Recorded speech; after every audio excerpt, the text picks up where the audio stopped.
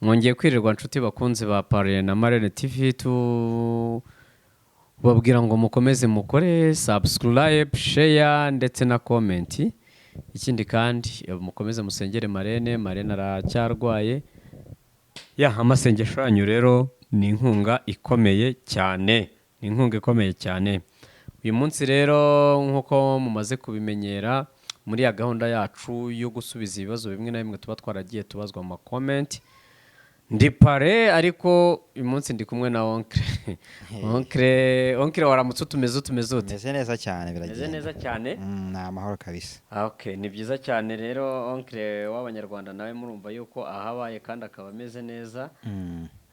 Rero agiye kudufasha kujya ansomera ikibazo hanyuma tubongere tubaganirire ku bibazo bike muba mwara bimwe tuba twafashe bimwe muri byo ntitwabisubiza byose ako tuzajya dukomeza tugende tubisubizaho tubikoraho buhoro. Yego. Ariko bakamaze Onkre weekend yagenze neza. Weekend yagenze neza muri iminsi no gutembera umuntu akanyarukira no muri Expo akareba uko bimeze. Sinzi niba byarakugezeho ko yatangiye. Expo narabyumvishe ko yatangiye ariko ntabwo nabashije kuyigeramo ariko nanjye buriya vuba aha ngaha ngomba kunangeruka biba akenshi njyane abana muri Expo barebe uko bimeze umuryango cyane rwose kabisa. Bari uburyo bwiza bwo kugira ngo muri no sama abantu basohoke bagire nanjye weekend yagenze neza mu Rwanda. Hari igikorwa mu Rwanda cyo bita Rio Day, igikorwa cya Rayon Sport. Yego. Yamuritsemo jersey ndetse n'abakinnyi bashyashya ifite. Yego rero cyari igikorwa nanone twari bize ubwo twarebaga icyo ngicyo cya Rayon Sport yaratumye ikipe yo muri Tanzania bita Azamu. No muri Tanzania no hari yindi bita Simba nayo ifite icyo bita Simba Day. Nayo yatumiye nayo yari yatumiye APR. Ako buriya bisobanuye iki gutumira ikipe yo mu Rwanda igatumira muri Tanzania? Ubwo nyine abenshi twabyise Rwanda Tanzania Connect. Ikibazo zose zahuriye n'ibibazo izo mu Rwanda zahuye n'isanganya. Ariko iriya ni match ya pre-season ni ukugira ngo amakipe yigere ya kipe ndizumvuze wenda nko kuri Rayon Sport ziriya kipe nka Azamu yatangiye pre-season imbere buriya yaje ko ivuye gukina imikino ya gishuti muri Maroc. Yego.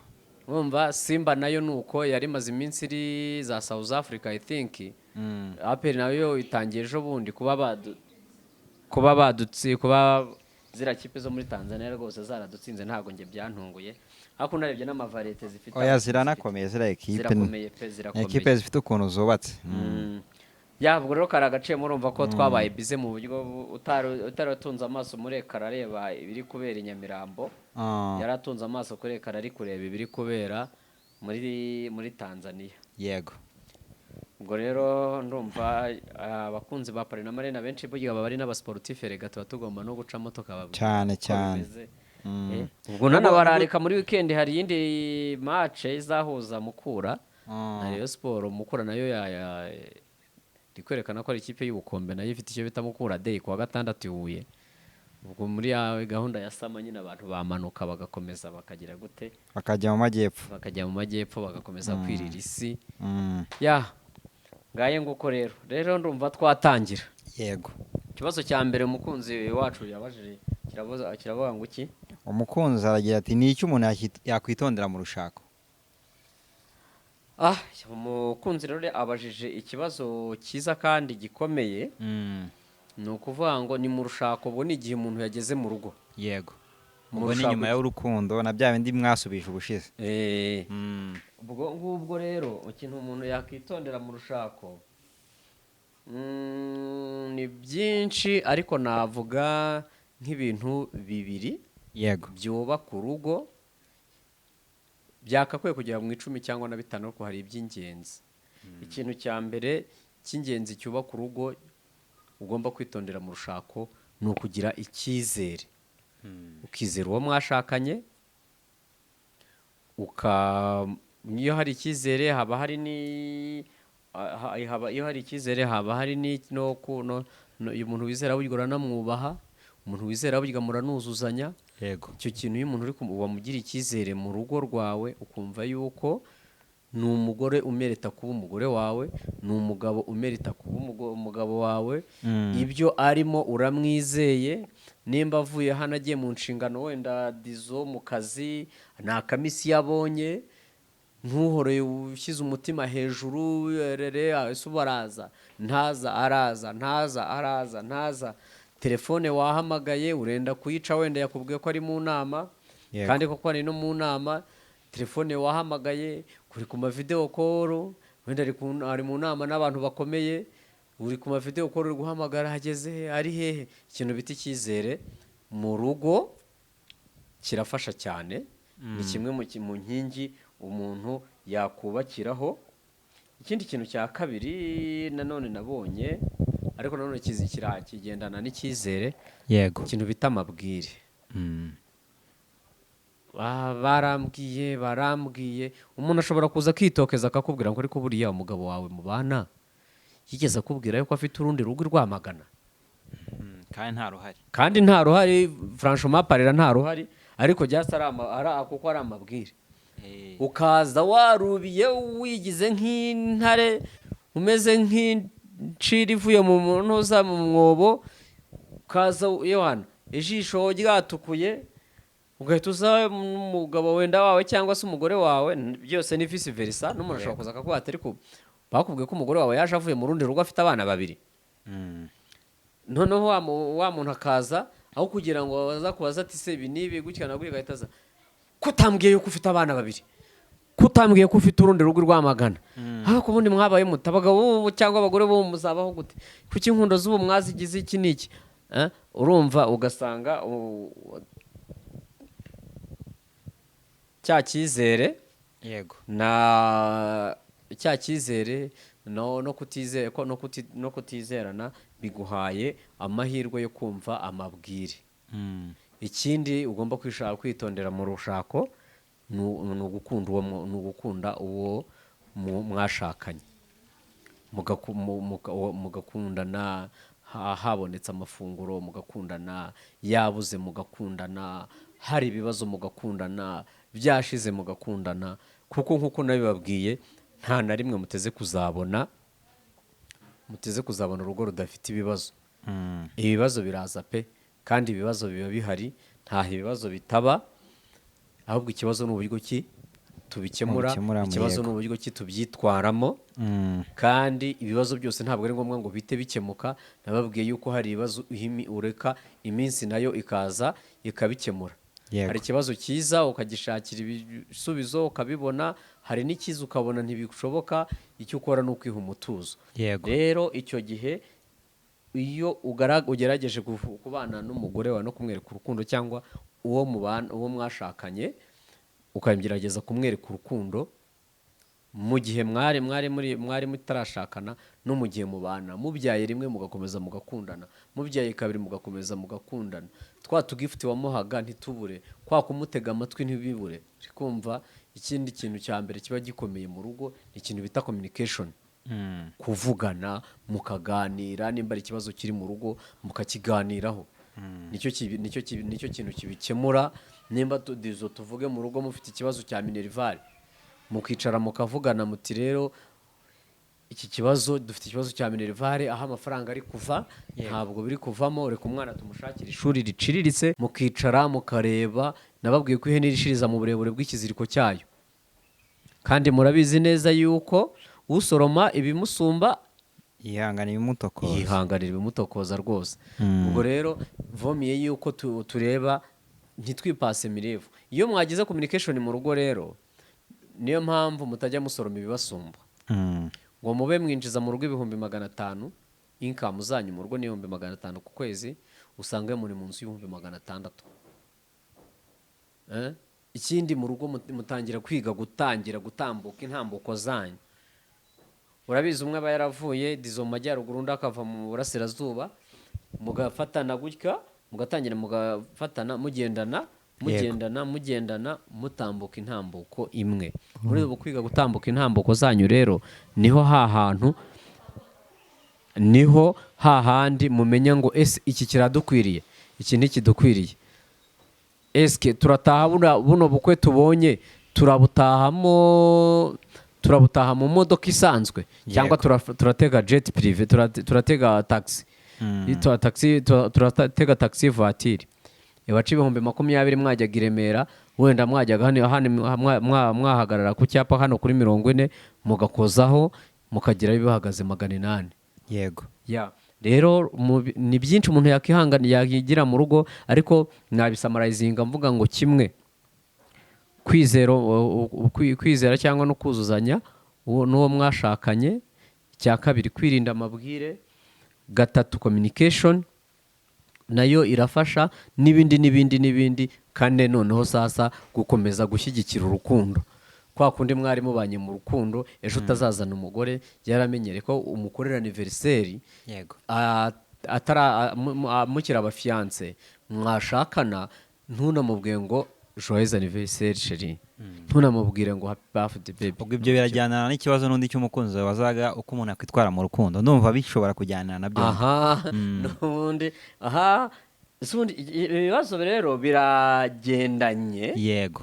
Ni bimwe. Ubwo twagiye ku cya kabiri, ni gute umuntu yakitwara mu rukundo. Yego. Ni bimwe, ariko gusa mu rukundo ho hazamo ikintu cyo kuvuga ngo nditwara nte mu rukundo. Dizo nimba ndi umukobwa nditwara nte mu rukundo. Yego. Nimba ndi umusore nditwara nte mu rukundo. Hari bikunda kubaho ugasanga umukobwa wenda duhere nko ku bakobwa, ese uritwara ute mu rukundo. Mpereho nanabwira ba bakobwa bahora bavuga ngo abagabo barabuze, ngo umuntu yabona umugabo. Ntabwo umukobwa, haba mu muco, tugendere ku muco wacu, burya nta mukobwa ushaka umugabo ashaka umugore. Wowe gerageza wumve ko uri umukobwa washakwa n'umugabo.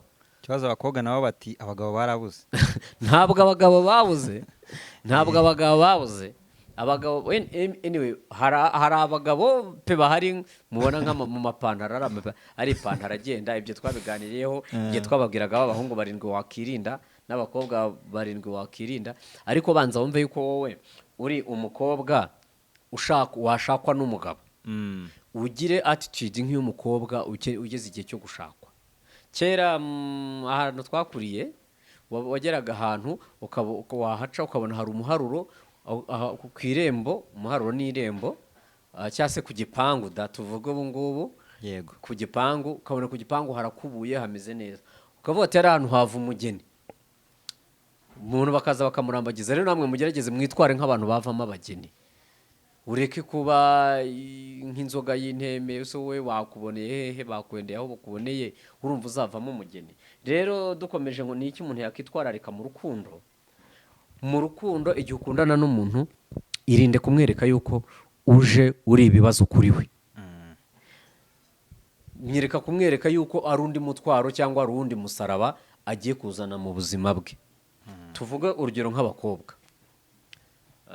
Onkere ugendana n'urubyiruko cyane uracyabibona. Yego. Umukobwa muramenyanye, mugeze muri cya gihe cya fiance, cya copinage, muregeranye, umusabye urukundo araruguhaye, mubaye kope na kopine. Nyuma y'ukwezi kumwe cyangwa nyuma y'icyumweru ngo waruzi n'ikindi ngo biga nkeneye kujya muri salo.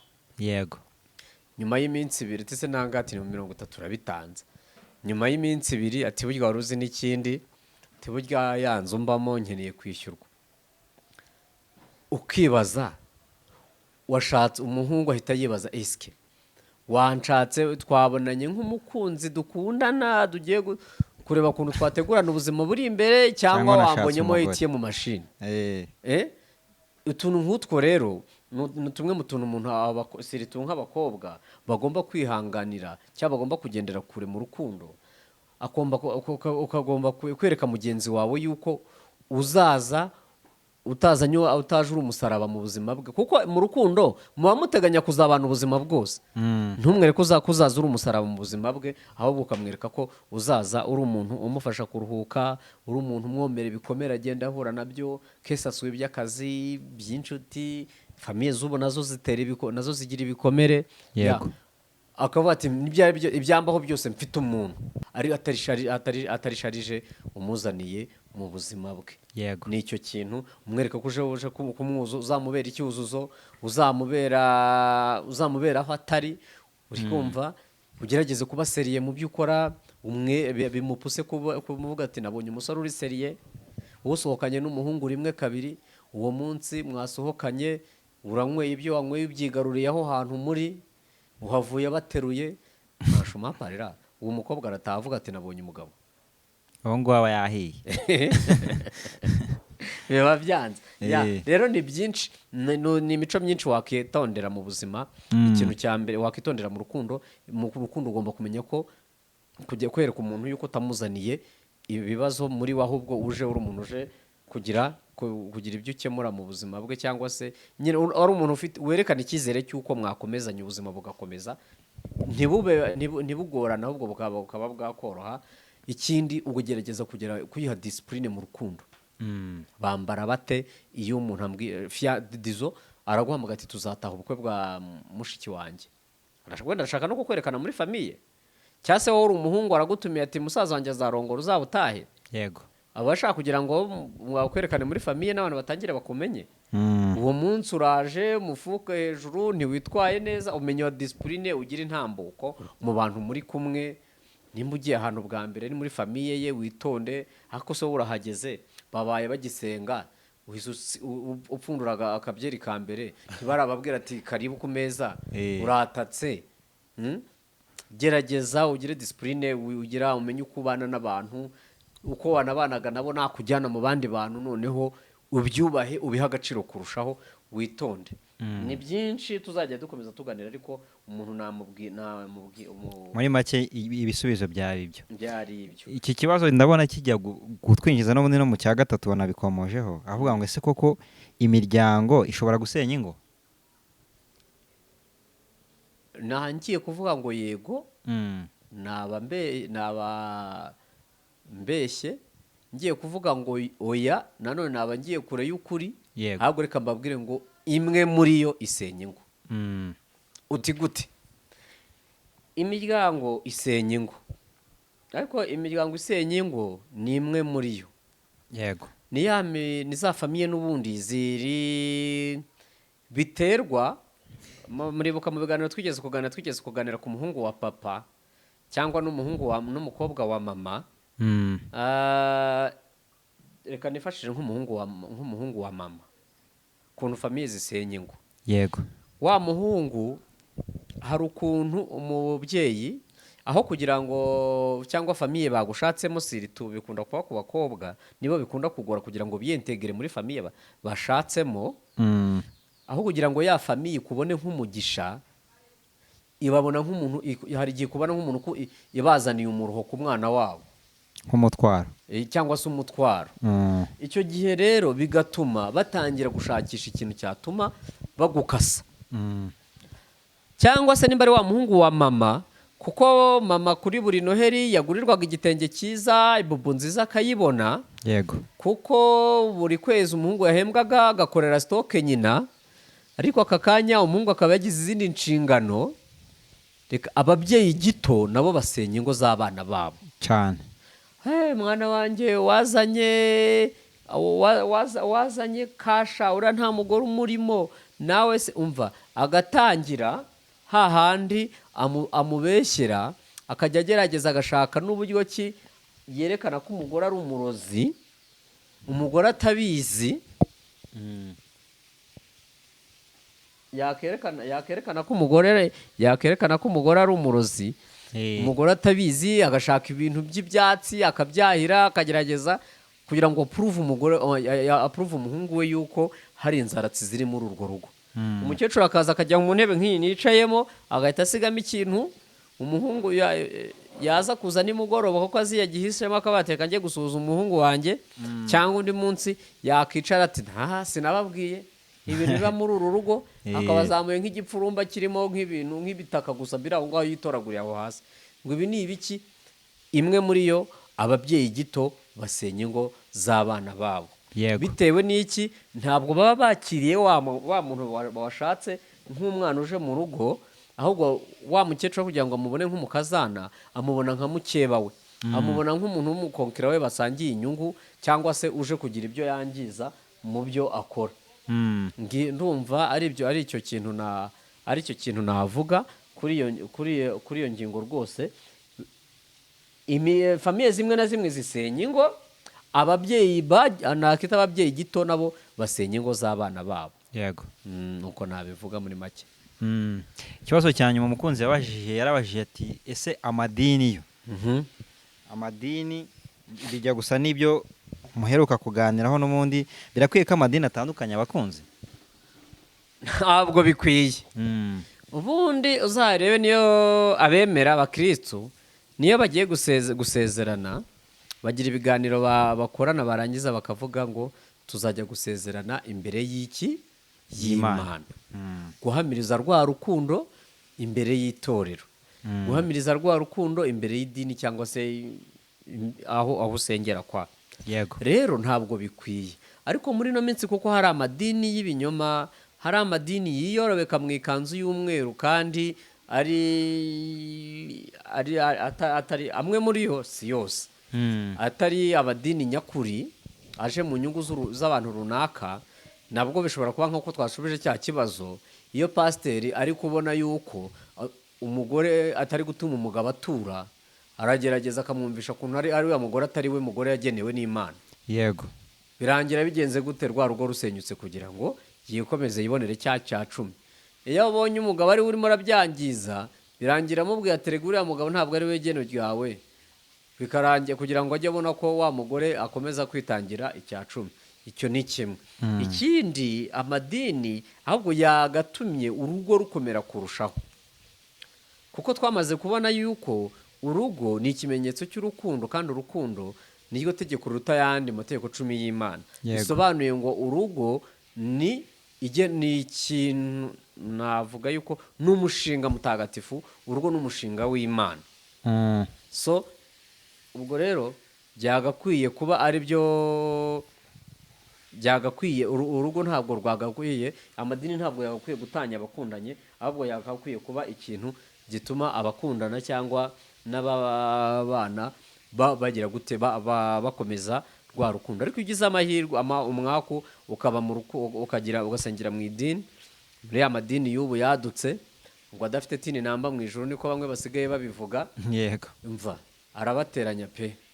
Waba wifitiye n'umukunzi bakakumvisha ukuntu atari we wagenewe, waba wifitiye iki bakakumvisha ukuntu atari we wawe bitewe n'inyungu zabo, cyangwa se n'aba bahanuzi b'ibinyoma bacanganyukirwa. Bamwe babivuga baravuga ngo baravangirwa. Yego. Ubwo ngubwo akavangirwa akagusengera, akakubwira ko akakumvisha ukuntu uzashaka umugabo mu diaspora wowe ufite mu Rwanda atari uwawe, urugo ukaruvamo da ngo barambwiye ngo ntabwo ari wowe nagenewe, ukavamo nta kintu mwapfuye, nta kindi namba, kubera bwa buyobe no kutajya muri ya madini uzi icyo ugiye gushakamo Imana nyakuri, utazi Imana ushaka, utazi iki, ukisanga amadini yageza gute yarusenya. Ariko ubwo ni amadini namwe, ariko ubundi amadini ahubwo yakabaye igicumbi cyubaka urugo mu byaro. Yego, yakabaye inkingi yubaka urugo mu byaro. Nkuko ubona nk'abakatolike bagira bakaba bati reka tujye kubatirisha abana, burya baba bagira ngo b'abana babegereze Imana mu buryo bwa roho. Yego.